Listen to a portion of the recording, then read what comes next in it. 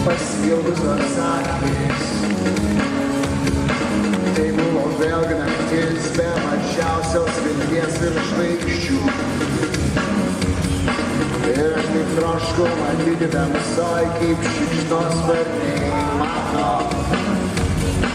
Man taip reikėjo išgirsti balsus iš viltingų žmonių.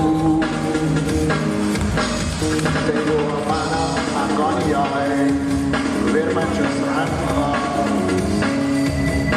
Jos troško liesti tą šviesą, kur sklido iš tavo akių. Tai buvo niekad nepasiektas